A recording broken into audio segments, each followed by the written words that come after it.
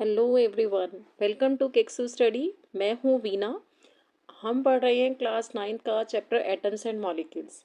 आज हम बेटा एक बहुत इंपॉर्टेंट टॉपिक की बात करेंगे, Dalton's atomic theory. Dalton's atomic theory पढ़ने से पहले हम एक क्विक रिवीजन करते हैं जो हमने प्रीवियस वीडियो में पढ़ा था। सबसे पहले हमने क्या पढ़ा था? हमने पढ़ा था एटम के बारे में कि एटम का आइडिया जो है वो किसने दिया? महर्षि कन्नड़ ने दिया था, जिन्होंने बताया था he said every matter is made up of tiny particles called परमाणु। इन्होंने कहा था हर एक मैटर छोटे छोटे पार्टिकल से मिलकर बना, जिसे हम परमाणु बोलते हैं। ये सिर्फ उस टाइम इन्होंने फिलोसफिकल आइडिया दिया था, कोई एक्सपेरिमेंट्स नहीं थे। फिर ग्रीस में डेमोक्रिटस और उनके एक टीचर थे लेसिपस, जिन्होंने क्या बताया था कि matter is made up of indivisible particles called atom. ये भी थ्योरेटिकल आइडिया था, नो एक्सपेरिमेंट्स। पहली बार अगर किसी ने एटम पर प्रॉपरली बात करी, जिन्होंने साइंटिफिक एटॉमिक थ्योरी दी, वो थे जॉन डाल्टन। ये फर्स्ट साइंटिस्ट थे जिन्होंने साइंटिफिक एटॉमिक थ्योरी दी। डाल्टन एटॉमिक थ्योरी शुरू करने से पहले एक क्विक रिवीजन कर लेते हैं। सबसे पहले बेटा मैंने इस चैप्टर में आपको मैटर के बारे में बताया था। मैटर क्या है? जिसका मास होता है, जो स्पेस ऑक्यूपाई करता है, उन्हीं सभी को हम क्या बोलते हैं? मैटर बोलते हैं। फिर मैंने आपको दो लॉ पढ़ाए थे लॉज ऑफ केमिकल कॉम्बिनेशन में। तो एक था law of conservation of mass. Law of conservation of मास किसने दिया था? एंटोनी लेवोजियर ने। ठीक है, एंटोनी लेवोजियर ने। और फिर हमने पढ़ा था इसमें लॉ ऑफ कांस्टेंट प्रपोर्शन। जो लॉ ऑफ कांस्टेंट प्रपोर्शन है, ये किसने दिया था? जॉन एल प्रॉस्ट ने दिया था। लॉ ऑफ कंजर्वेशन ऑफ मास क्या कहता है? मास can neither be created nor be destroyed. फिर हमने पढ़ा था लॉ ऑफ कांस्टेंट प्रपोर्शन के बारे में कि किसी भी प्योर कंपाउंड में जो एलिमेंट्स होते हैं वो हमेशा फिक्स्ड रेशो में होते हैं। लॉ ऑफ कांस्टेंट प्रपोर्शन किसने दिया था? जोसेफ एल प्रॉस्ट ने। ये दो लॉ हमने पढ़ लिए। आज हम जो पढ़ेंगे वो पढ़ेंगे डाल्टन एटॉमिक थ्योरी के बारे में। जॉन डाल्टन ये एक ब्रिटिश केमिस्ट थे, जिन जो बॉर्न हुए थे 1766 में। इन्होंने एटम के बारे में जो बातें कही थी, उसके बेसिस पर इन्होंने एक थ्योरी दी। इन्हीं की इस थ्योरी ने मैटर के नेचर को अच्छे से एक्सप्लेन किया। ठीक है, इन्होंने लॉ ऑफ कंजर्वेशन ऑफ मास और लॉ ऑफ कांस्टेंट प्रोपोर्शन, इन दोनों लॉ के बेसिस पर ही ये थ्योरी दी। यहाँ पढ़ लेते हैं एक बार Dalton's atomic theory. It was proposed by John Dalton in 1808। 1808 में जॉन डाल्टन ने ये थ्योरी दी थी। His atomic theory was based on the laws of chemical combination. जो दो लॉ हम पढ़ चुके हैं उस पर इनकी एटॉमिक थ्योरी बेस्ड थी। वो दोनों लॉ कौन से थे? एक law of conservation of mass, एक law of constant proportion. Dalton's atomic theory provided an explanation for the law of conservation of mass और law of definite बोलो या constant बोलो, एक ही बात है, law of definite proportion। ठीक है, ये हमें लॉ दिया था एंटोनी लेवोजियर ने, और लॉ ऑफ डेफिनेट प्रोपोर्शन दिया था जेएल प्रॉस्ट ने। According to him, all matter, whether an element, a compound or a mixture, is composed of small particles called atom। इन्होंने ये बताया कि चाहे एलिमेंट हो या कंपाउंड हो या मिक्सचर हो, सभी किसके बने हैं? एटम से मिलकर के बने हैं। इसका स्क्रीनशॉट ले लो। पोस्टुलेट्स मीन्स किन मेन टॉपिक पर इन्होंने बात करी थी। तो डाल्टन ने जो मेन इनकी थ्योरी का बेसिस था वो था कि इन्होंने एटम की इनडिविजिबिलिटी के ऊपर बात करी थी। इन्होंने बोला कि एटम जो है वो क्या है? इनडिविजिबल है। इनडिविजिबिलिटी के ऊपर बात करी। दूसरी बात इन्होंने क्या रखी? लॉ ऑफ केमिकल कॉम्बिनेशन के ऊपर इन्होंने बात रखी थी। ठीक है, तो इनकी जो थ्योरी थी, ये इनके बेसिस थे थ्योरी के मेन। एक बार रीड कर लेते हैं। यहाँ हमारा पहला पॉस्टुलेट है, all matter is made up of very tiny particles called atoms which participate in chemical reaction. सभी मैटर किससे मिलकर के बने हैं? छोटे छोटे पार्टिकल से मिलकर के बने हैं, जिन्हें हम एटम्स बोलते हैं, जो किस में पार्टिसिपेट कर रहे हैं? केमिकल रिएक्शन में। अब हमने ये जाना कि एक्स एलिमेंट जो है वो वाई के साथ कंबाइन कर रहा है और एक कंपाउंड बन गया जेड। ठीक है, एलिमेंट किससे मिलकर के बना होता है? एटम से मिलकर के बना होता है। जैसे ये कार्बन एलिमेंट है, कार्बन एलिमेंट किससे मिलकर के बना है? कार्बन के छोटे छोटे एटम से मिलकर के बना है। तो अगर कोई एलिमेंट कंबाइन कर रहा है, इट मीन्स क्या कंबाइन कर रहे हैं? एटम्स कंबाइन कर रहे हैं। तो एटम्स पार्टिसिपेट करते हैं केमिकल रिएक्शन में। हमारा नेक्स्ट पॉइंट है, atom are indivisible particles which can't be created और destroyed in a chemical reaction. Dalton ने बताया एटम को ना तो तोड़ सकते हो, ना बना सकते हो, ना ही डिस्ट्रॉय कर सकते हैं। तो ये किसको फॉलो करता है? जो सेकंड रूल है इसके, लॉ ऑफ कंजर्वेशन ऑफ मास को ये फॉलो करता है। ओनली अरेंजमेंट होता है एटम्स का, ठीक है। जैसे हम कोई भी रिएक्शन ले लें, इसमें ये मैंने एग्जांपल लिया एक रिएक्शन का, यहाँ सोडियम सल्फेट है ये, और ये है बेरियम क्लोराइड। इसके साथ ये रिएक्ट कर रहा है तो क्या बन रहा है? बेरियम सल्फेट बन रहा है और सोडियम क्लोराइड बन रहा है, ठीक है। जो बेरियम एटम है वो पूरा का पूरा किसके साथ जाएगा? सल्फेट के साथ जाएगा। SO4 को क्या बोलते हैं? सल्फेट ग्रुप बोलते हैं। इसी तरीके से जो सोडियम के दो एटम्स हैं, ये पूरे दोनों के दोनों एटम्स किसके साथ जाएंगे? क्लोरीन के साथ जाएंगे। जब ये जा रहा है सोडियम, तो इसके दोनों ही एटम्स क्लोरीन के दोनों एटम से कंबाइन कर रहे हैं, ठीक है। पूरे के पूरे दोनों एटम्स क्लोरीन के साथ जा रहे हैं।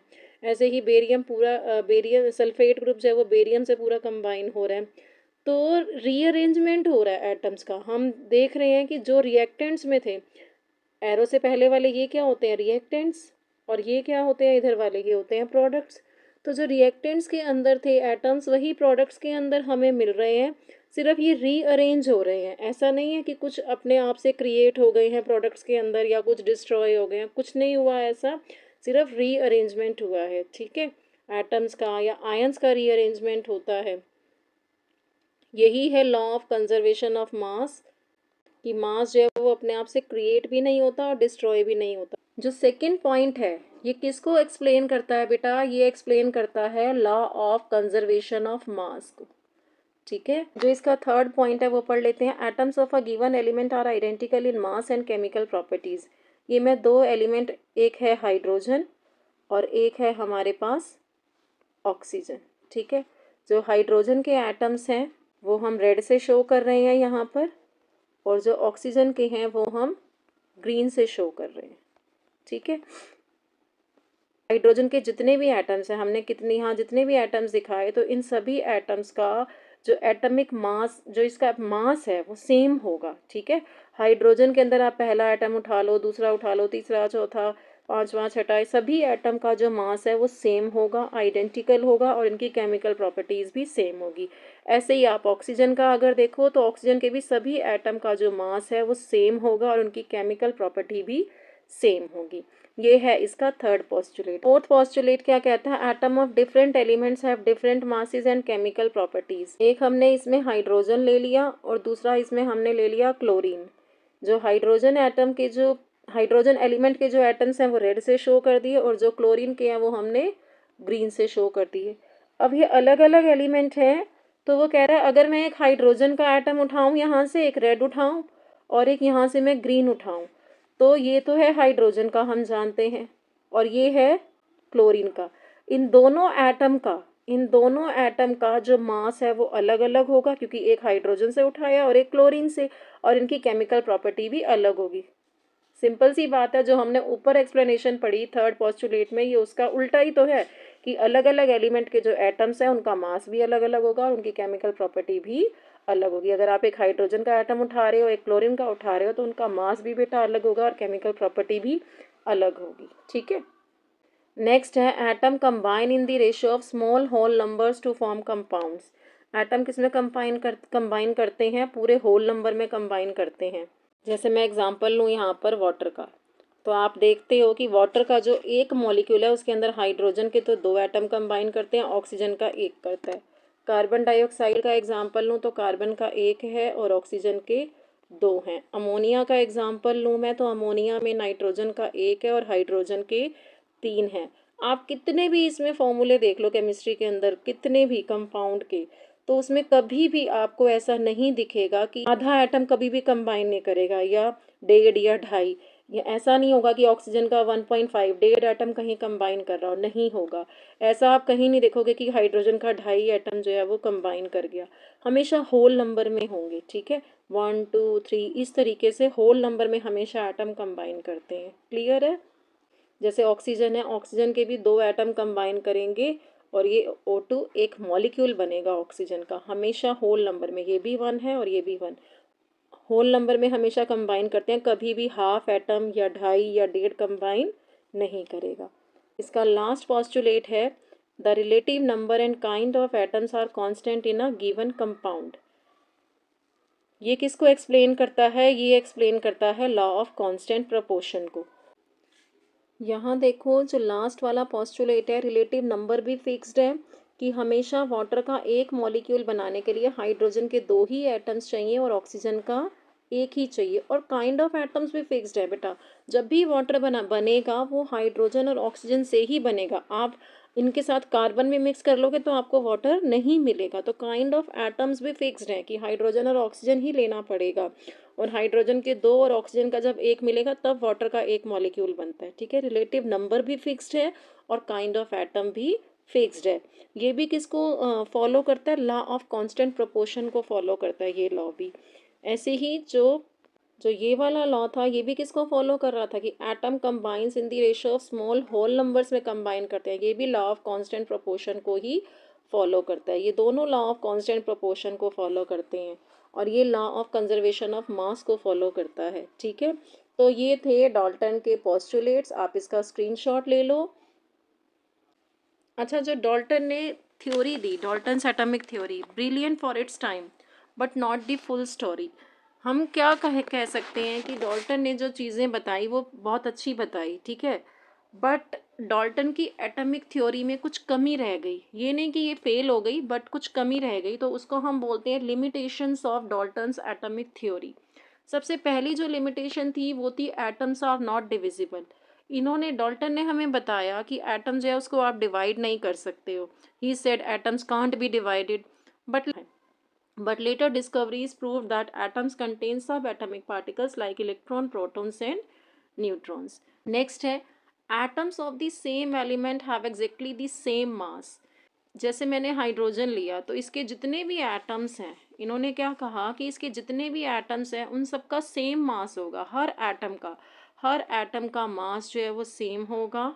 ठीक है, यूजुअली तो सेम एलिमेंट के एटम्स का सेम मास ही होता है, जो कि डाल्टन ने बताया। बट कुछ कुछ एलिमेंट में हमें आइसोटोप्स मिले। आइसोटोप्स क्या होते हैं कि सेम एलिमेंट के एटम का हमें डिफरेंट मास भी देखने को मिला। जैसे हमें कार्बन 12 मिला और कार्बन 14 मिला, तो ये सेम ही एलिमेंट था, कार्बन के सेम ही एलिमेंट थे। एक एटम का एटॉमिक मास हमें 12 मिला और एक का हमें 14 मिला। अब जब सेम एलिमेंट के एटम्स का मास डिफरेंट मिल जाए तो इनको क्या नाम दिया गया? इनको आइसोटोप्स कहा गया, जिसको डाल्टन ने एक्सप्लेन नहीं किया। ठीक है, डाल्टन ने हमें सिर्फ यही बोला कि सेम एलिमेंट के जितने भी सभी एटम्स होंगे उनका जो मास होगा, एटॉमिक मास, वो सेम होगा।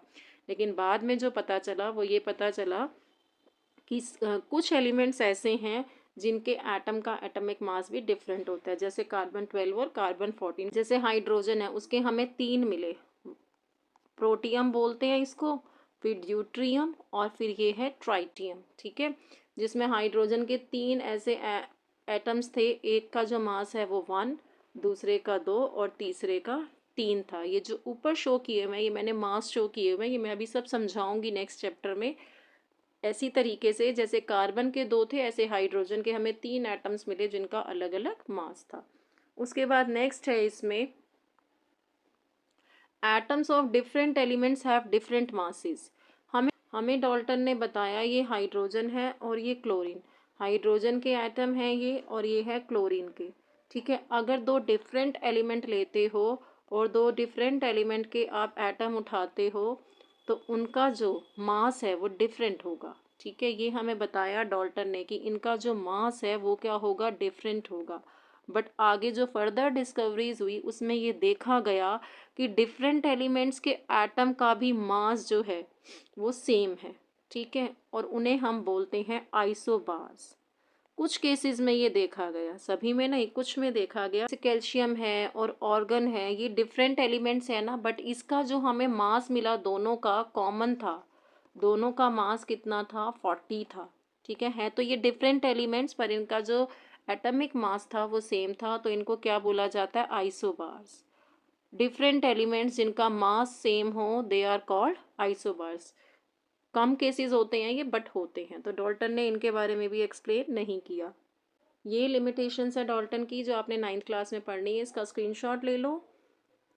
So that's Dalton's atomic theory. It gave us the first clear idea about atoms, their combination, the foundation of modern chemistry.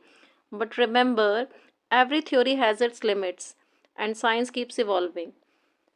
If you like this video, hit the like button, share with your friends, and don't forget to subscribe for more simple and powerful science lessons. Keep exploring, keep learning. Thank you for watching my video.